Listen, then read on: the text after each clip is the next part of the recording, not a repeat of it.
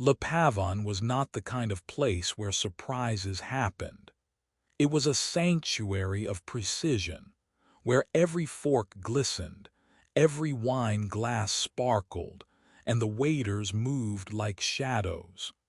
The walls were soft with velvet and silence, the air heavy with truffle oil and restraint.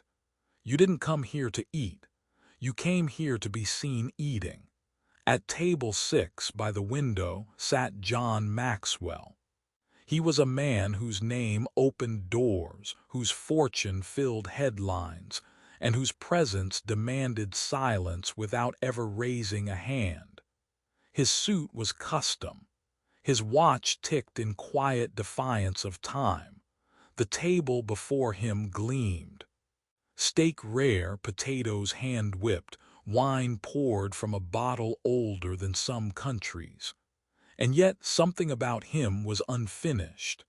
There was an absence in his eyes, an echo of something once vibrant, now gone quiet.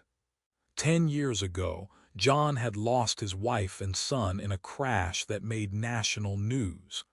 Since then, he had mastered the art of appearing whole. But inside, he lived like a ghost in a house still pretending to be a home. Then came the question. Soft, almost whispered, but unmistakable. "May I have your leftovers, sir?" He turned slowly. She stood just beyond the velvet rope, hair pulled back with a rubber band, shoes worn down to fabric. A baby in her arms, wide-eyed, silent, clinging to her coat like a second skin. She wasn't begging. She wasn't apologizing. Her voice was even, calm, tired but not defeated. John stared. In a room where everything was curated to avoid discomfort, she was a rupture. And yet in that rupture something real bled through. The baby let out a small sound. A hiccup, maybe, or hunger.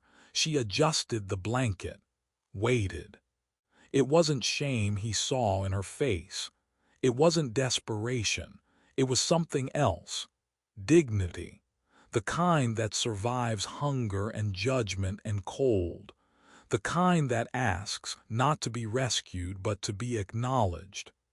And for the first time in a decade, John felt something shift. Not in the room, in himself. He pushed his plate forward, slowly, carefully, like handing over something breakable. She stepped closer, took out a cloth from her bag, folded the food inside with reverence, not haste. Each motion quiet, exact, like muscle memory learned from surviving too many days without enough. She didn't say thank you. She didn't need to. Her eyes met his. And in that glance, something ancient passed between them. Not romance, not charity, but recognition. Of what it meant to hold on. Of what it meant to lose everything and still keep going.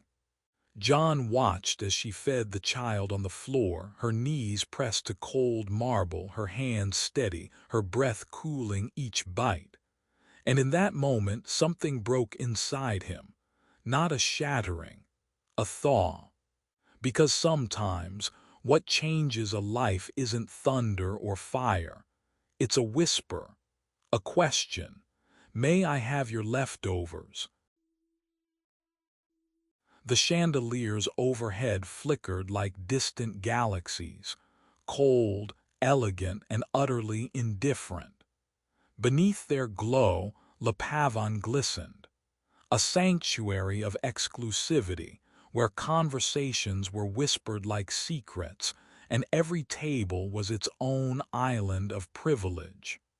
The air was scented with truffle oil and ambition, and the silence was polished, rehearsed, like everything else in this room, until she arrived. John Maxwell had been seated in the farthest corner, where the shadows held tighter than the light. Alone, as he preferred. Or maybe not preferred, but accepted, like one accepts the dull ache of an old wound. A man once known for building empires now sat staring through a glass of wine he hadn't touched. His plate remained full, perfectly arranged, as if the chef had known it wouldn't be disturbed. He hadn't noticed the woman walk in. He hadn't noticed much of anything, really, for years. It was the voice that broke him open. Not loud, not desperate, just bare. "May I have your leftovers, sir?" He turned slowly, as if from a dream, and saw her. She didn't look like anyone who should be standing inside this restaurant. Her coat hung loose off her shoulders, too big and too thin all at once. Strands of hair escaped a messy bun, drifting over her cheeks like blades of gold dulled by exhaustion. Her shoes, if one could still call them that, were cracked, soaked through, and held together more by will than thread. But she stood tall. She held a child in her arms. That John noticed first. The baby was small, perhaps 8 months, maybe 9, wrapped in a worn blanket so faded it no longer had a color. His face was round, eyes luminous, mouth open just slightly as if the very smell of warm food had startled him awake. John blinked, unsure whether this was real. The room fell still but not silent. There was a tension that trembled through the forks, through the crystal glasses half raised, a collective holding of breath. A waiter had already begun to step forward. John raised a single hand, just enough. The waiter froze. His eyes met hers. She did not flinch. There was no embarrassment, no practiced humility, just presence, as though her feet had roots, as though asking for food was not humiliation but a necessary act of love. She wasn't here for pity. She was here for survival, or more than that, for dignity. John's throat tightened. He hadn't felt that in years. Slowly, deliberately, he pushed his plate toward her. "Take it," he said, barely above a whisper. She didn't move at first. Then, with careful hands, she reached into a canvas bag hanging from her shoulder and retrieved a piece of cloth, a square, frayed but clean. She unfolded it on the table with such tenderness. It reminded John of how his wife once folded his son's swaddling blankets. Like each fiber carried the weight of care. She wrapped the mashed potatoes first, then the slices of meat, folding the cloth over with a quiet reverence. She could have eaten it right there. She didn't. Instead, she knelt. Right there on the marble floor of the most exclusive restaurant in the city, she knelt like it was sacred. And maybe it was. The baby shifted in her arms, murmuring a soft, hopeful sound. She pulled out a plastic spoon and fed him. Slow, gentle scoops, blowing on each bite before lifting it to his lips. The child opened his mouth with a kind of joy that was too pure for a place so polished. He chewed, or tried to, then let out a sound, half giggle, half coo. John stared, utterly undone. His memories came in fragments. The way Caleb, his son, used to squeal when fed mashed peas. The way Lillian would cradle him, whisper songs only the child could understand. The warmth, the color, all of it gone in the crush of metal and glass on a rainy freeway a decade ago. He'd buried it, or tried. Buried it under acquisitions, quarterly earnings, empty wine glasses. But now here it was, unearthed by a spoon and a mother's silence. She never once looked up, never glanced to see if people stared or if judgment circled her like wolves. She had no space for that. She was here utterly, completely for one reason, to nourish her son. The flame on the table flickered. So did something inside John. The baby smiled again, patting at the woman's chest, reaching for her face. She kissed his hand, just once. A simple, wordless promise. She stood finally. She didn't say thank you, but she looked at John, not with gratitude, not even recognition. It was something else, something shared, a quiet knowing. A thread that passed between them, humming with the truth that sometimes you see someone. Because you are someone who's been unseen for too long. She nodded. Then she left. John didn't move for a long time. The restaurant slowly breathed again. Conversation resumed in hesitant ripples. A waiter approached, asked if he wanted dessert. He shook his head. The moment she unwrapped the cloth, John noticed her hands. They were steady, not the kind of steadiness born from control, but from necessity. Her nails were short, not manicured, but clean. Her fingers bore the quiet signs of work, the small cuts, the worn knuckles, the bones that knew what it was to carry weight. They moved with care, not haste. Each fold of the cloth, each adjustment of the food within, was done like someone preparing a sacred offering. It wasn't a leftover anymore. It was a gift. She knelt on the floor not out of shame, but because it gave her balance. The kind of balance needed when feeding a child in motion, in need, in the middle of a place not meant for either of them.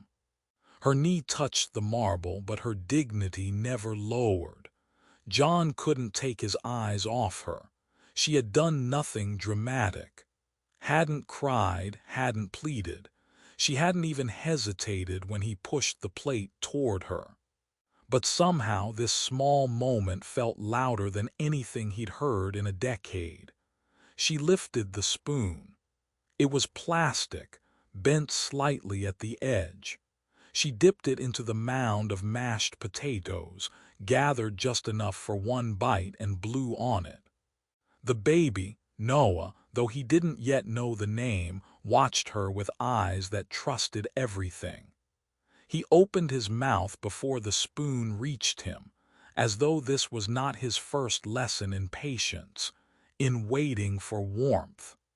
John leaned forward unconsciously, elbows on the table, his wine forgotten. He watched the spoon enter the child's mouth, watched the baby's face light up in a bloom of joy so pure it made his chest ache. The boy's hands reached up, small fists grasping at air, tapping lightly against the woman's coat. His eyes closed for a second in bliss, then opened again, seeking more. There was no rush. She fed him like it was a ritual. One spoon, one breath, one bite. Between each she paused, not to rest but to let the child savor. She smiled softly, not a wide smile, not one for display. Just the kind that slips out when your child is content and safe, even if just for a few minutes. John felt something rise in his throat. He hadn't felt it in years. Not since Caleb. Not since those small, quiet mornings when his wife would rock their son on the kitchen floor. The scent of oatmeal in the air. The soft music of nursery rhymes trailing from an old speaker. He remembered how they used to laugh at the smallest things. A sneeze, a hiccup, a spoon clattering to the tile. He remembered being whole. And here he was now, a man wrapped in silence, wealth, and a perfectly tied Windsor knot, watching a woman with no home feed her son with more grace than any silver service could offer. She never once looked up. She didn't notice the room watching. She didn't care about the whispers, the raised eyebrows, the subtle clearing of throats. Her world was a 2-foot radius, her knees, the cloth, the spoon, and the boy, Everything else faded, even John, but he stayed anyway, because something in him wanted to remember, not the pain, not the crash, but the feeling that once lived in the quiet corners of his own kitchen. The boy cooed again, mouth full of potatoes, his cheeks puffed with joy.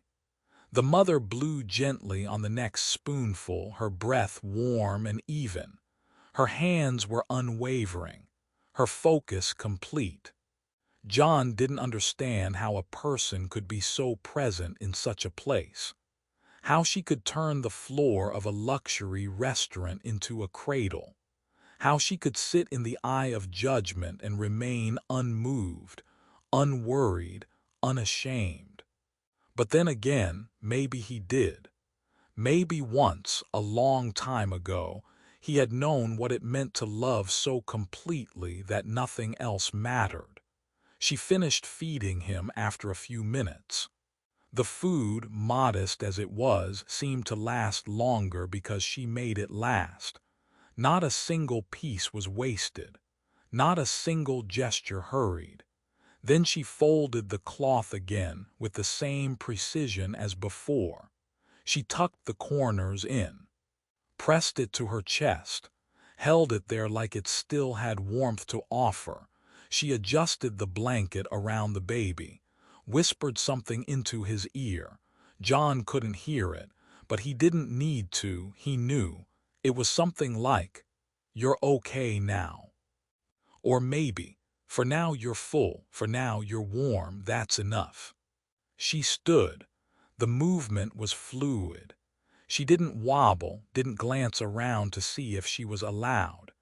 She simply rose like someone who had done this before, like someone who had learned to survive without apology. And for the briefest moment, her eyes met John's again. He thought she might say thank you, thought she might offer a smile or a word, but she didn't. Instead, she gave him a look so still, so quiet, that it said more than words ever could. It said, "You saw me." It said that was enough. And then she turned. Her back was straight, her steps deliberate. She walked between tables with heads lowered, forks paused, conversation stilled. She didn't belong there, and yet, John realized, she carried more belonging in her presence than most patrons ever would. When she passed through the door, the restaurant seemed to exhale. John remained seated, still, moved not by drama but by something deeper, by a spoonful of potatoes, by the sound of a child giggling between bites, by the way a stranger's hands had reminded him what The next morning the cold hit a little less hard. Emily woke to the familiar rustle of city sounds, the buzz of a distant street cleaner, a car horn cutting too sharply through the dawn, and for once it didn't feel like a warning. Noah stirred beside her, bundled beneath the patched blanket they both had long outgrown. His breath was soft, steady, a small miracle. When she opened the van door, she expected the usual. Frost on the windshield, the bitter taste of another uncertain day. Instead, she found a box, plain, unlabeled, sitting quietly on the ground next to her tire. She looked around. Nothing moved. No footsteps in the frost. No note, just the box. Inside, a can of formula sealed. A new bottle unopened. A pack of diapers, real, unused, no thrift store tape holding them closed. And at the bottom, a folded wool blanket, still warm as if someone had tucked it in just minutes before. She stared, not because she didn't believe in kindness, but because kindness in her world rarely arrived in silence. Still, she didn't ask. She just whispered thank you to the air, maybe to God, maybe to no one, and wrapped the blanket around Noah. That was the beginning. The second day it was soup, in a thermos left at the edge of the park bench where she sometimes sat to feed her son. She recognized the scent, lentil and barley maybe, something that reminded her of her grandmother's kitchen back when kitchens were safe, and hunger was just something solved by asking for seconds. The lid was tight but not sealed, meant to be opened. She tasted it first, cautious, still warm, then offered it to Noah, who clapped once, delighted. Again, no note, just nourishment. On the third morning, a man approached the van. He didn't knock, just stood near enough to be seen, far enough not to alarm. Middle-aged, clean coat, calm eyes. "Emily?" he asked, as if confirming something he already knew. She tensed, stepped in front of Noah. "I'm Dr. Reeves. I work with a small outreach group, Faith Hands. We provide wellness checks for mothers and infants without stable housing." She said nothing. He smiled gently. "I was asked to stop by, no charge. Just want to make sure you and your little guy are okay." She didn't ask who asked, didn't demand credentials, didn't back away. Instead, she said, "We're fine." He nodded, unoffended. "If that ever changes," he said, handing her a card, "we're nearby." She took it, tucked it into her coat. Didn't use it, not yet. But that night when Noah coughed in his sleep, she held the card a little tighter. The days began to blur. Every morning brought something small, a sealed bottle of water with a tiny packet of baby wipes, a bag of fresh fruit, sliced and sorted in a cooler bag, a clean pair of socks for her. A note, once brief, typed, tucked beneath the windshield wiper. "You are not invisible." She folded that note like a prayer, kept it near her chest. What struck her most wasn't the help, it was the way it arrived.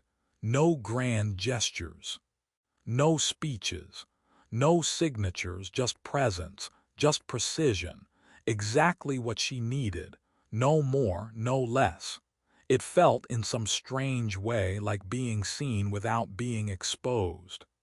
Like someone was looking out for her, not as a project, not as a cause, but as a human being.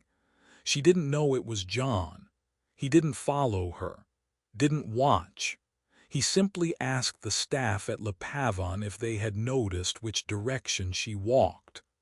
He asked quietly, paid in cash, gave no name. He hired a driver to leave small parcels nearby, hired a nurse friend, Dr. Reeves, who owed him nothing but trusted his instincts. The rule was simple: no identifying markers, no direct contact, no disruption. He wasn't trying to save her. He was trying to respect her. What he gave was not charity. It was agency. Support that asked for nothing in return and, more importantly, didn't demand thanks. And Emily, for her part, stopped wondering why. Maybe because she had known too many hands that only reached out to pull her down. Maybe because she had learned that questions too often led to disappointment. But this help didn't ask to be understood. It simply came, so she let it. Let the meals fill Noah's belly. Let the clean socks cushion her tired feet. Let the silence become a kind of warmth. John, meanwhile, felt the smallest shift inside him grow daily. Not guilt, but gravity. Each act of giving grounded him, tethered him to something real. It was not a redemption arc. It wasn't penance. He didn't believe in balancing scales anymore. But watching her, at a distance, reawakened something forgotten. The quiet nobility in small needs. The strength it took to ask for so little and carry so much. He kept his distance. She kept her grace. and in the space between them a connection bloomed, not in con. It began with a cough, short, dry, but deep enough to echo through the narrow metal frame of the van like a warning bell. Emily stirred from a half-sleep, already alert, already afraid. She touched Noah's forehead, burning. He whimpered, then cried, then gasped, his tiny chest rising and falling too fast, like a bird with a broken wing. She sat up, cradling him close, whispering soft nonsense into his hair. It was an old instinct, one no mother needed to be taught. When you can't stop the fever, you slow the fear. But this wasn't slowing. This was speeding. His skin was hot against hers. His lips had turned a shade too pale. His tiny fists curled, then slackened. Emily didn't wait. She wrapped him in the thickest layers she had, kicked open the van door, and ran. The hospital was 8 blocks away. She didn't remember the street names. Just the blur of stoplights and sidewalk cracks, the hollow sound of her boots hitting pavement. Inside the ER, the fluorescent lights buzzed like judgment. She held Noah tighter. At the desk, a nurse looked up, weary-eyed. "My son," Emily panted. "He's burning up, please." The nurse barely glanced at the child. "Insurance." Emily hesitated. "We can't treat him without documentation. If it's not life-threatening, you'll need to go to a community clinic." "He's burning up. I'm sorry." Those words, soft and immovable, hit harder than any scream. She backed away. Into the hallway. Noah coughed again, his body arching. Emily crouched against the wall. The air was too thick, the lights too bright. Her phone trembled in her hand.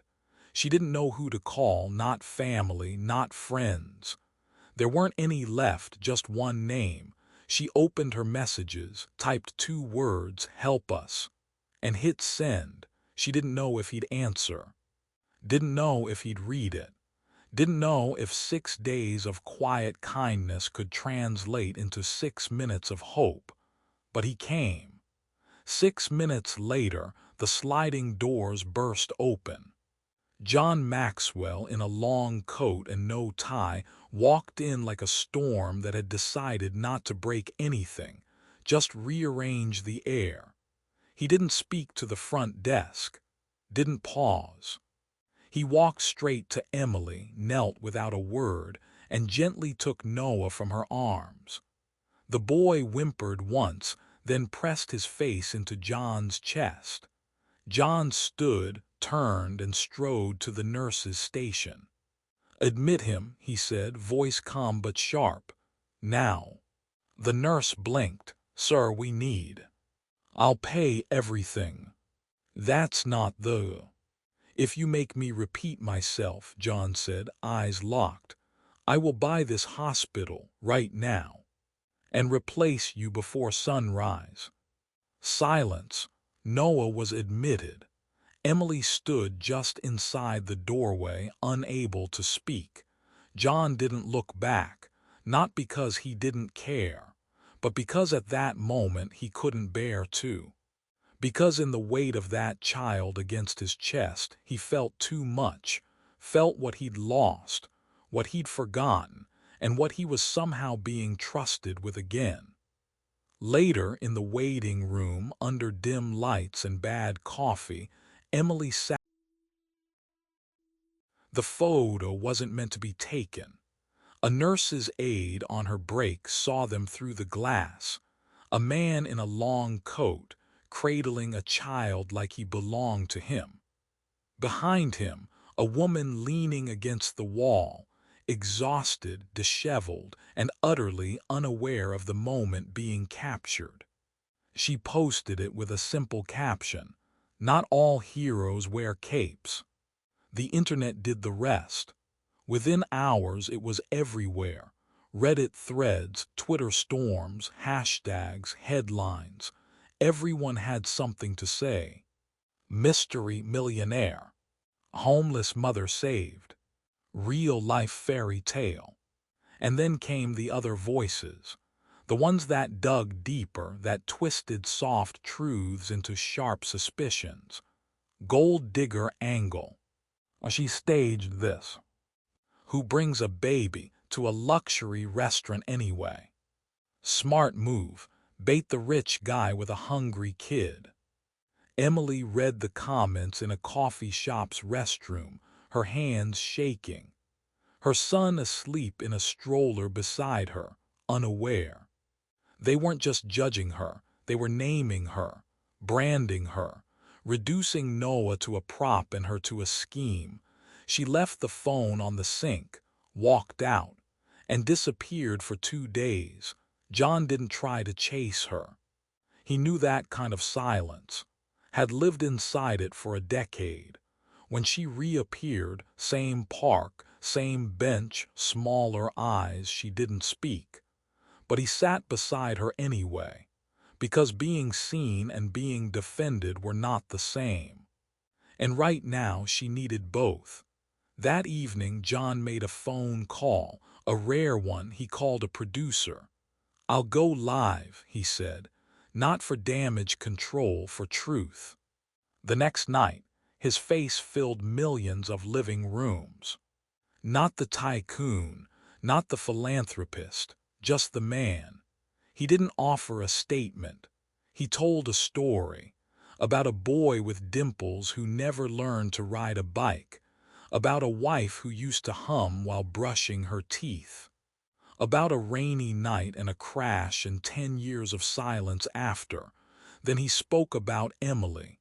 He didn't call her brave, didn't call her broken, he called her present. And then he said it. She didn't take anything from me. She gave me something I hadn't felt in a decade. He looked directly into the camera. She gave me a reason to come back to life.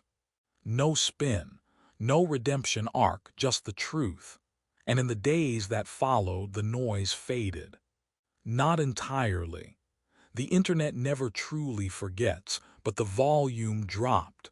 And in the space where speculation once shouted, something quieter returned. Respect. Not applause, but space. And for Emily, that was enough. Because in a world where people so often misread survival as manipulation, John had chosen to speak not for her, but with her. And sometimes the apartment wasn't grand. It had no doorman, no sweeping view of the skyline, no marble floors. The wallpaper peeled in one corner. The faucet in the kitchen leaked in a slow, rhythmic tap. But the light, oh, the light spilled through the window each morning like forgiveness. Emily stepped inside with Noah tucked against her hip and exhaled for the first time in weeks. There was a crib, clean sheets, a small kitchen stocked with basics, and silence, not the kind that suffocates, but the kind that invites you to rest. It wasn't luxury, but it was safety. And for the first time in months, maybe years, she didn't sleep with her shoes on. John came by the next morning. He said it was to bring milk, formula, diapers, a new pacifier with stars that glowed in the dark. But the bags got smaller and his visits got longer. He brought coffee. Once, a plant that he placed near the window without explanation. Another time, a storybook he remembered reading to his son, a worn copy with the corners still dog-eared. He never asked to stay, but he always did. He learned how to hold Noah. At first awkwardly, like a man trying to cradle water, but he listened, adjusted, found the rhythm of the baby's breath against his chest. He spilled formula the first time he tried to mix it, burned his hand testing the bottle. But Emily didn't laugh, she just showed him. And John, for his part, didn't try to fix anything. He didn't arrive with plans or promises, he simply came, sat, stayed. Sometimes he'd sit on the floor, back against the wall, Noah crawling in slow zigzags toward his shoelaces. Other times he would rock the baby to sleep, his eyes closed too, as if matching his breath to Noah's was a way to remember he was still human. They started to share routines. Emily brewed the coffee, always 2 cups. John brought bread or fruit. She made oatmeal. He washed the bowls.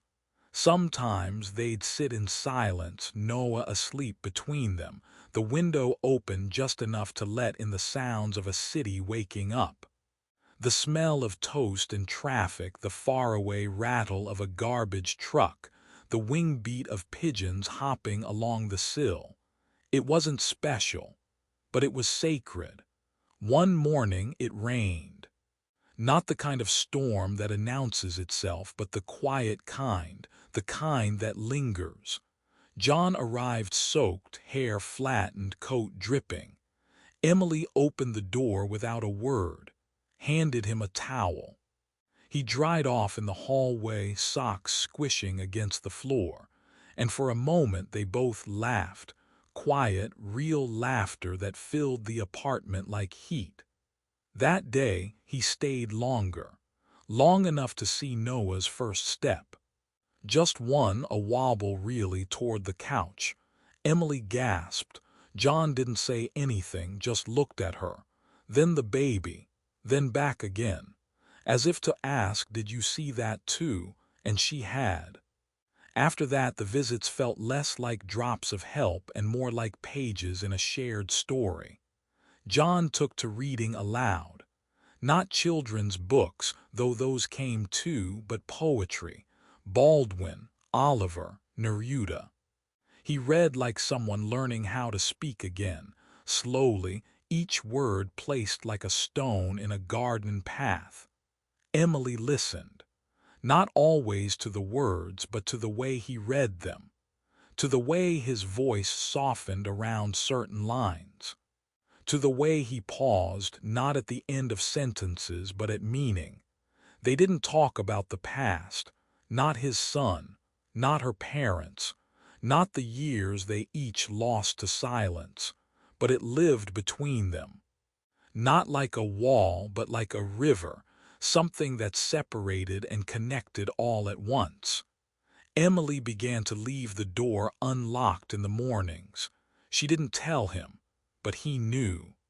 One morning he let himself in, found her asleep on the couch, Noah cradled in her arm. He didn't wake them, just sat in the armchair nearby, watching them breathe. It was the safest he felt in years. Not because of alarms or locks, but because in that room time slowed.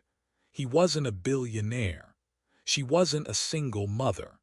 They were just 3 people who had almost drowned and were now learning how to float together. John began bringing small things, a drawer organizer, a better kettle, new socks. Each one chosen not for value but for usefulness. He never made a show of it, just left them where she might find them. And Emily never thanked him in words, but she did start packing an extra sandwich in the morning, brewed an extra cup of tea even on days he hadn't promised to visit. These were not grand gestures, but they mattered more. Because after a life of broken promises, what they both craved wasn't declarations. It was presence. John once arrived late, flustered, tie askew, said he'd been pulled into a board meeting that had run long. Emily said nothing. But when he turned to go, she handed him a napkin with a note written in ink, barely legible. Noah missed you. He kept it in his wallet. That night he didn't go home. He sat on the balcony, watching the streetlight flicker over cracked pavement, and thought about how presence is not measured in hours, but in attention. The next day he came earlier. No reason, no explanation, just showed up. They shared breakfast as usual. Noah babbled nonsense. Emily spread jam on toast. John refilled her cup without asking. It was a scene no one would photograph. No trending hashtags, no headlines. But for the three of them, it was the truest kind of peace. A slow, steady.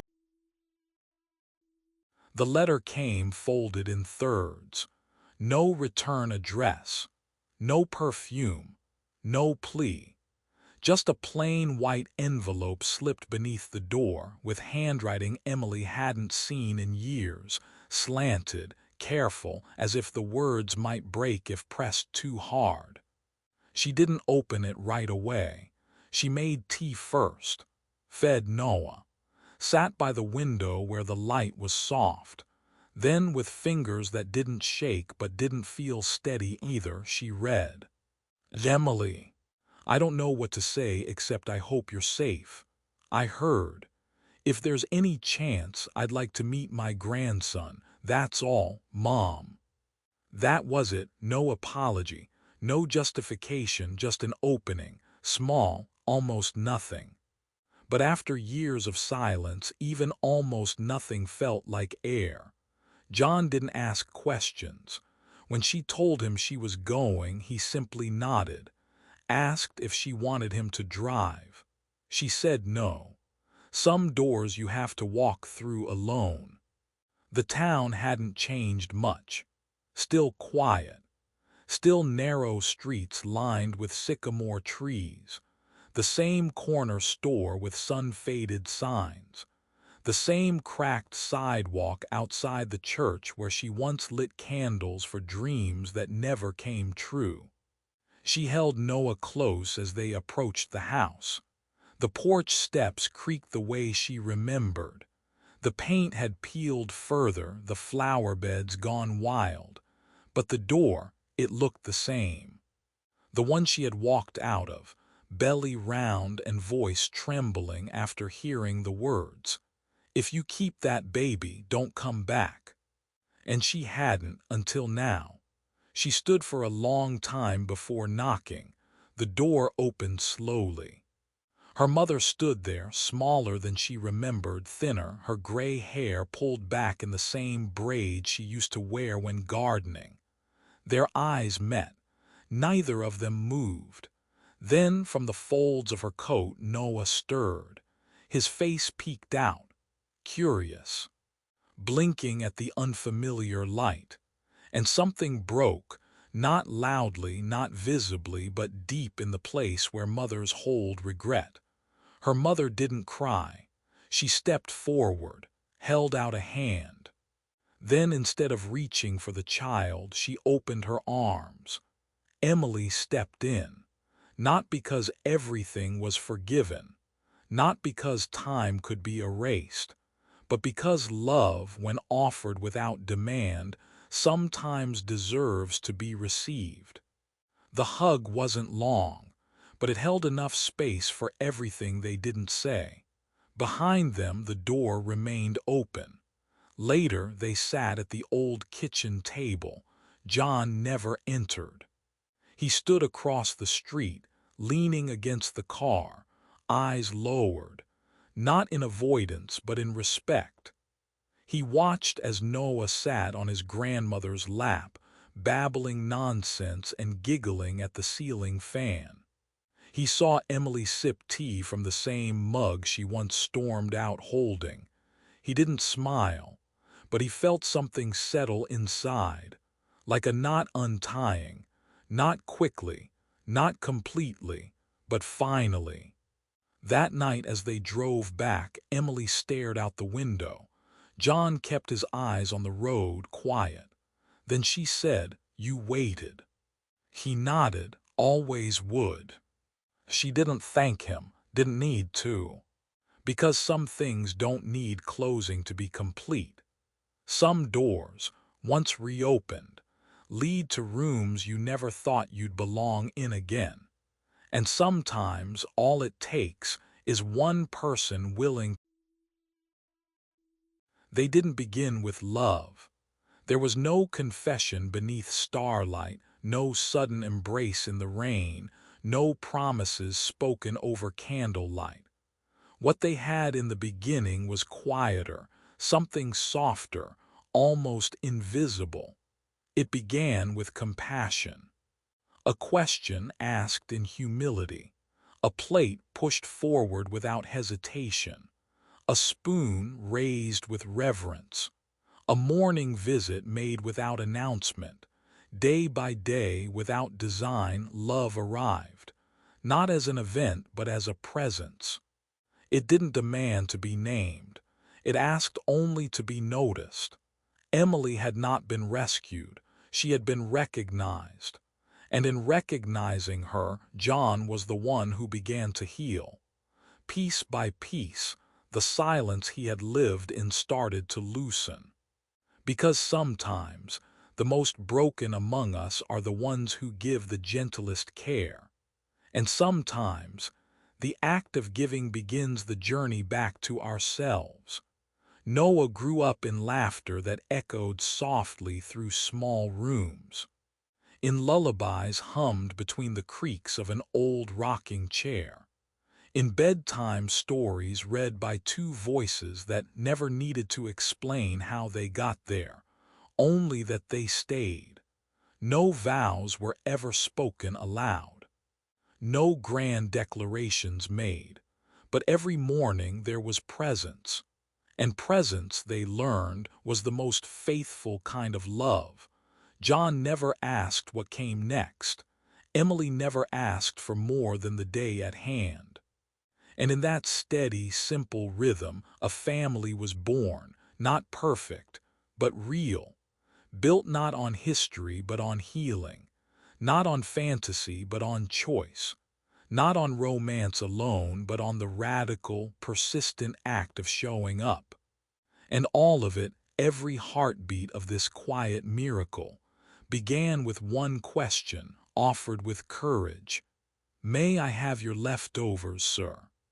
A whisper, a moment, a life changed, and another life awakened. And between them, a child who would grow up knowing that love, in its truest form, doesn't arrive with fireworks. It arrives quietly, patiently, bravely, exactly when it's needed most. And sometimes all it takes is one person willing to stand outside patiently.